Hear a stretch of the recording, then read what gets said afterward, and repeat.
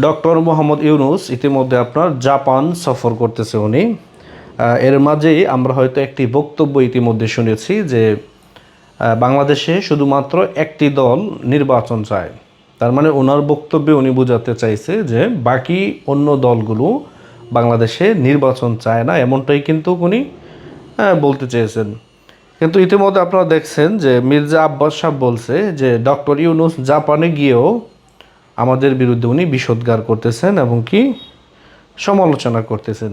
ওনার মন্তব্য অনুযায়ী আমি এই কথাটি বুঝতে পেরেছি। আসলে আপনারা যদি ভাবেন যে ডক্টর ইউনূস ইতিমধ্যে বাংলাদেশে এসে প্রধান উপদেষ্টার চেয়ারে বসেছে, এত জল্পনা কল্পনা এত কিছুর পর উনি এখানে আসছে, কিন্তু উনি যে আপনার সহজেই একটি নির্বাচন দিয়ে উনি বিদায় নিবে এরকম মন মানসিকতা বা এরকম চিন্তাধারা নিয়ে কিন্তু উনি এই পদে আসেননি।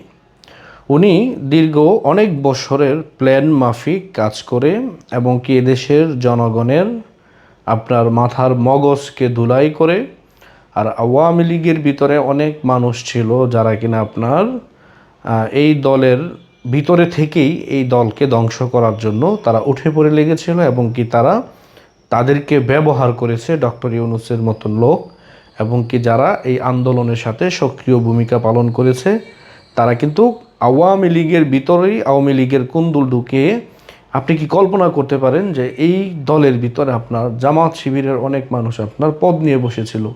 তার মানে এই দলকে ধ্বংস করার জন্য কতটাই না চেষ্টা তারা অনেক আগে থেকে চালিয়েছে। তো যাই হোক, নির্বাচন প্রসঙ্গে যে কথাটা বলতেছি যে নির্বাচন উনি দিবে না বাংলাদেশে, বা উনি নির্বাচন দেওয়ার জন্য ইউনূস ক্ষমতায় আসেনি। বিএনপি শুধু ভাবতেছে যে জুনের ভিতরে নির্বাচন, ডিসেম্বরের ভিতরে নির্বাচন, কিন্তু 26-27 এই ভিতরেও নির্বাচন বাংলাদেশে হয় কি না এটা আসলে এখনও কিন্তু বলা যাচ্ছে না যে নির্বাচন উনি দিয়ে দিবে। কিন্তু নির্বাচন যে একটি কলা এমনি এভাবে ঝুলিয়ে রাখছে, এটি দিয়েই কিন্তু উনি সামনের দিনগুলো পার করতে চায় এবং কি মানুষকে আপনার বুঝাতে চায় যে নির্বাচন বাংলাদেশে একটি হবে। আর বিএনপি ভাবতেছে যে নির্বাচন হলেই আমরা ক্ষমতায় চলে আসব, আমরা সরকার গঠন করে ফেলব।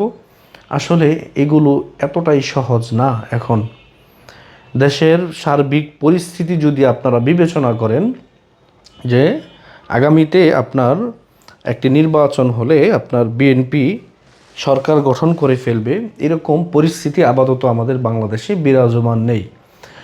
আপনি যদি দেখেন একটি নির্বাচন আয়োজন করতে গেলে সর্বপ্রথম প্রয়োজন হবে আপনার আইন শৃঙ্খলা পরিস্থিতি। এখন আইন শৃঙ্খলা পরিস্থিতি যদি স্বাভাবিক না থাকে তাহলে আপনি নির্বাচন কারে দিয়ে করবেন, কিভাবে নির্বাচন করবেন? দেশের মানুষের নিরাপত্তা জরুরি, দেশের মানুষের খাদ্য বস্ত্র এগুলো দিতে হবে আগে, মানুষের নিরাপত্তা আগে। আপনি কি এই দেশে নিরাপত্তা পাচ্ছেন বা এই দেশে কি নিরাপত্তা রয়েছে? নাই। তাহলে এই দেশে নির্বাচন কিভাবে হবে? আর দীর্ঘ 8-10 মাসে তারা কি দেখাইছে এমন একটা সংস্কার যে জাতি এগুলো দেখছে, শুধু টাকা পাচার ছাড়া আর কিছুই কিন্তু এদেশের জনগণকে তারা দেখাইতে পারেনি। কিভাবে দেখাইবে তারা? তারা তো আসছে একটি ইনভেস্টের মাধ্যমে, সেই ইনভেস্ট তারা যে পরিমাণ করছে এই অর্থ তারা বাংলাদেশ থেকে নিয়ে তারপর তারা চলে যাবে। নির্বাচন যেই খেলা, এগুলো তাদের সামনে জ্ঞান পেন করে কোনো লাভ কিন্তু আপনাদের হবে না, একমাত্র তাদের অসম্মানজনক বিদায় ছাড়া। কারণ তারা সম্মানিকভাবে কিন্তু এই দেশ থেকে বিদায় নিতে পারবে না। এই উপদেষ্টা পরিষদ এবং কি ডক্টর ইউনূস সহ আমার মনে হয় না যে উনি সম্মানের সাথে বাংলাদেশ থেকে বিদায় নিতে পারবে। অসম্মানিত হয়েই কিন্তু ওনাকে এই দেশ থেকে যেতে হবে, উনি যত বড় নোবেলজয়ী হোক না কেন। কিন্তু এদেশে নির্বাচনের নামে কলা ঝুলানো হয়েছে, বিএনপিকেও সেই টাইপে ফালানোর চেষ্টা চলছে। যদিও বিএনপি অনেক বড় একটি রাজনৈতিক দল, তাদের সমর্থন রয়েছে, তারা বাংলাদেশের যদি সরকার গঠন নাও করতে পারে তারা হিউজ পরিমাণ সিট তারা বাংলাদেশের বিভিন্ন জায়গা থেকে পাবে। এবার আওয়ামী লীগও পাবে যদি নির্বাচনে আসতে পারে, কিন্তু নির্বাচন তো আপাতত বাংলাদেশে হচ্ছে না।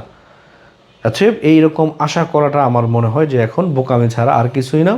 কারণ সামনে যত দিন যাবে ততই দেখবেন বিএনপিকে মানুষের কাছ থেকে দূরে সরিয়ে রাখবে, জনগণের কাছ থেকে বিচ্ছিন্ন করে রাখবে বিভিন্ন টাইপে ফালায়। ওই যে দেখেন না, প্রথম টেম্পো স্ট্যান্ড, এই স্ট্যান্ড ওই স্ট্যান্ড করে বিএনপিকে ব্যঙ্গ করছে, এগুলো হচ্ছে তাদের পরিকল্পিত।